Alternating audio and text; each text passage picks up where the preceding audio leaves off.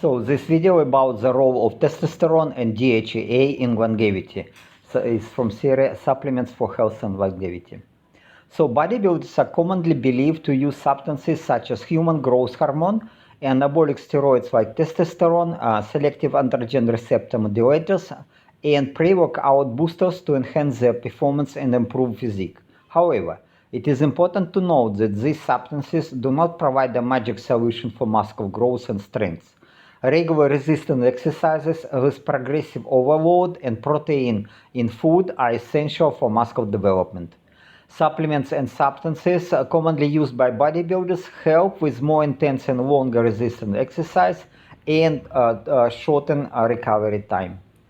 Testosterone is a primary male sex hormone and anabolic steroid. It plays a crucial role in developing male reproductive tissues, promoting secondary sexual characteristics, and having effects across the body.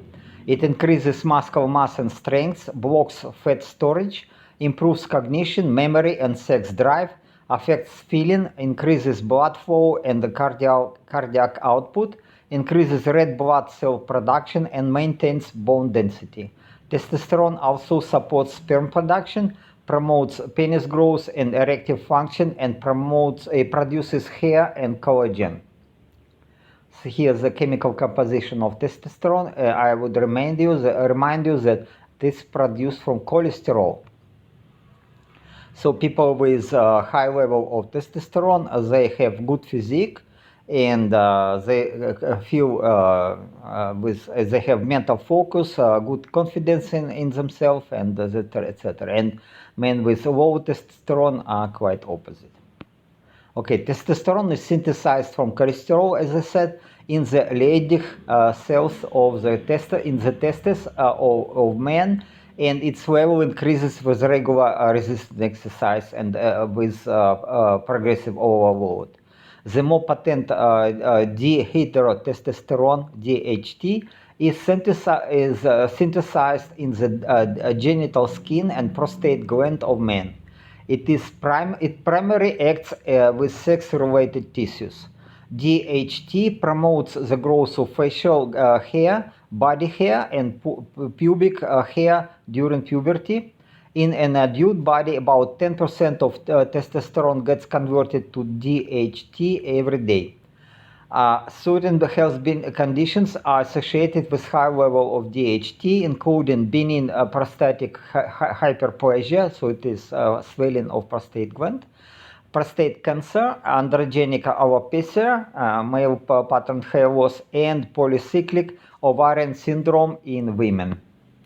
So we see that it is cholesterol is a source of is the source to produce sex hormones, and in particular testosterone.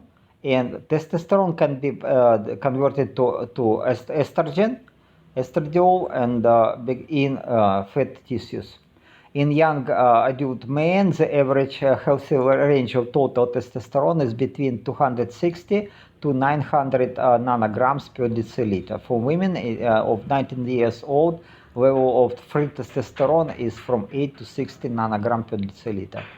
Okay, then of this amount, only 25% is considered biologically active, and only 3% is free testosterone, and the rest is loosely bound to albumin, the protein in serum.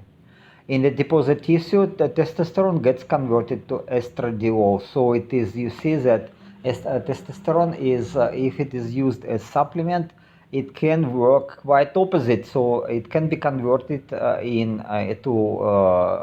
women sex hormone estradiol, and so it is actually depends on how much fat you have in your body. In a recent review of literature, it was presented that total testosterone level is not much different in the age group of 60-69 years old from the level in age group 20-29 years. So all this information that level of testosterone drops with age, it is wrong actually. It is not dropping, or actually it drops because of change in the diet, not because of the hormonal change. For example, the measured serum testosterone level dropped only about 15% in the age group 55-59 years old in comparison with age group 20-24 years, and total testosterone dropped only 4% in the age group 55-64 years in comparison with age group 25-34 years. So you see, again, the information that natural testosterone level drops, it is wrong. It is if it is dropping, it is about the change in the fat accumulation with age, and also it is change in the diet. Okay, again, different people have different level of testosterone. It is not changing dramatically with age. It is personal. It is some individuals have higher testosterone, some individuals have smaller level of lower level of testosterone, and this level of testosterone is related to accumulation of fat or an amount of lean muscle then if elderly people develop sarcopenia and increase and accumulate fat, then testosterone level drops obviously. Muscle mass in average decreases while adipose tissue mass increases with age, and men with faster rates of lean muscle loss show lower testosterone level compared to men with larger muscle mass.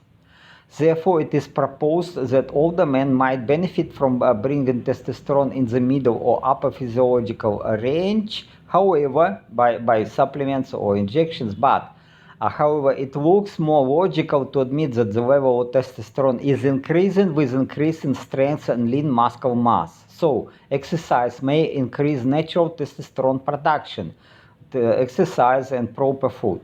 Indeed, it was demonstrated that strong correlation between baseline testosterone level and improvement in maximum force over 21 weeks trial. So you see that the longer is training. No, pardon. This is the testosterone level. This is the maximum strength. The higher the strength, the higher the testosterone level. So you see that it is again very much depends on muscle mass and fat accumulation. DHEA, it is a hormone produced by adrenal glands, and the DHEA function as a precursor to male and female sex hormones, including testosterone as estrogen. Since DHEA level decline with age, this is true in difference from testosterone, some researchers speculate that supplementing DHEA might help fight aging. Possible side effects of DHEA supplement overdose can include oily skin and acne, hair loss, alopecia in men. Sometimes it happens, but it depends on diet, what you eat. Again, it's fat accumulation. And it also may result in higher blood pressure, facial hair growth in women, and deepening the voice in women. Probably these side effects may be reduced by following low carbohydrate diets and increasing deposit tissue burning. Again, I see that from my friends who have some side effects from DHEA supplementation, they are not following this low carbohydrate diet. DHEA has a wide range of effects on various organs and organ systems. It causes nitric oxide release in an aortic endothelial cell independently from estrogen and androgen receptors. The relaxation of blood vessels induced by DHEA was found to be particularly dependent on the endothelium and mediated by either dihydrogen sulfate or nitric oxide. DHEA is increasing the absorption rate of amino acids in the skeletal muscles. DHEA also reduces activity in the brain regions associated with negative emotions and enhances activity in brain areas linked to regulatory processes. Okay, in animal models, DHEA administration reduces depressive and anxiety-like behavior and improves memory and executive functioning. In large community samples, serum DHEA is positively associated with performance in attention, concentration, processing speed, and working memory tasks. High level of plasma circulating DHEA are suggested as a marker of human longevity, while a specific intranuclear receptor to DHEA has not yet been identified. Highly specific membrane receptors have been detected in the endothelium cells, the heart, the kidney, the liver, and the brain. DHEA can be used in the treatment of depression and associated cognitive disorders. DHEA can also be used as an anti-aging agent for skin. Topical DHEA, 1% in the vehicle, in the oil mostly, tends to improve skin brightness and counteract the papery appearance of skin and epidermal atrophy, which is characteristic feature of hormone-related skin agents. So it is okay. So some people have skin aging is actually not much related to hormones in men, but mostly in postmenopause women. So topical DHA can help instead of oral supplementation of DHA. Okay, the topical DHA can also act on skin processes related to wrinkles, but this result remains to be confirmed.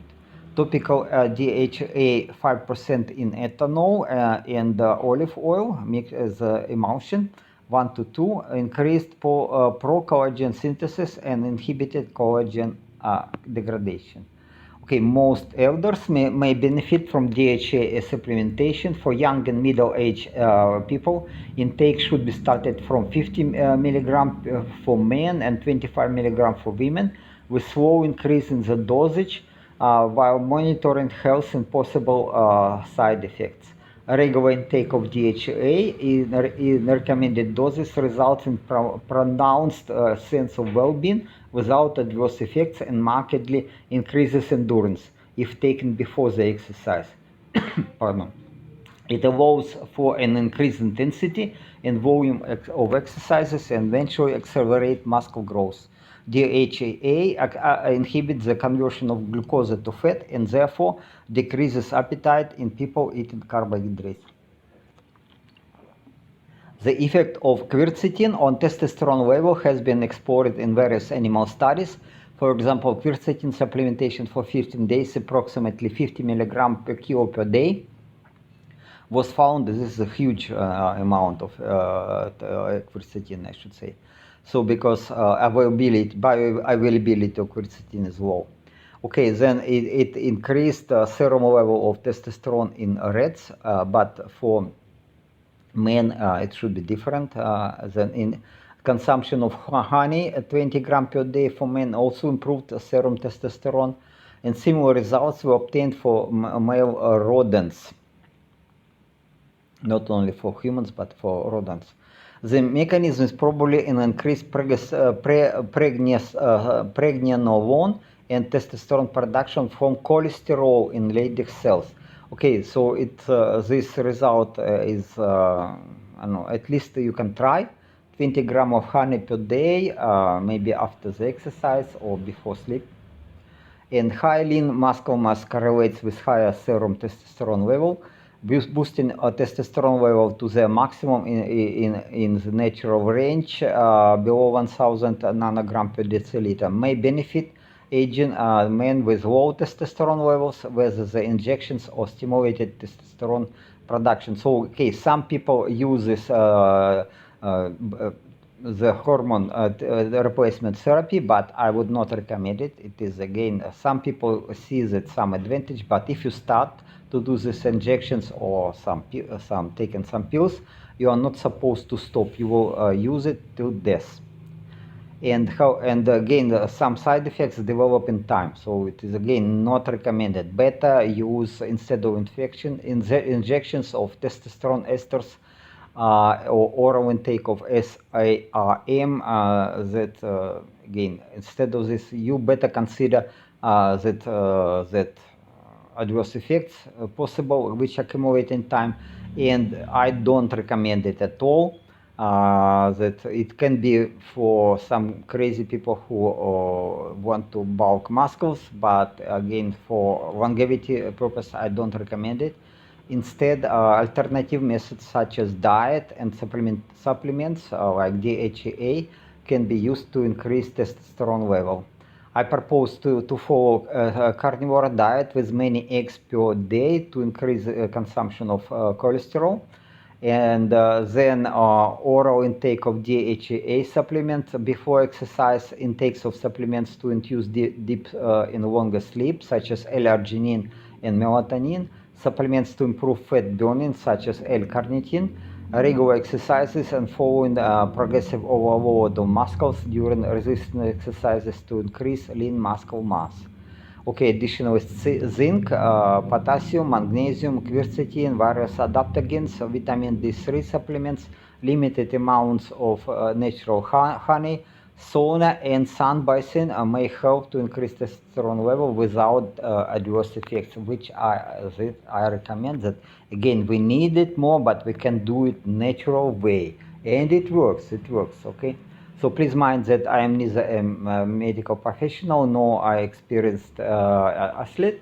Therefore, my personal opinion cannot be used as medical advice. Instead, I recommend to discuss this information with your personal physician.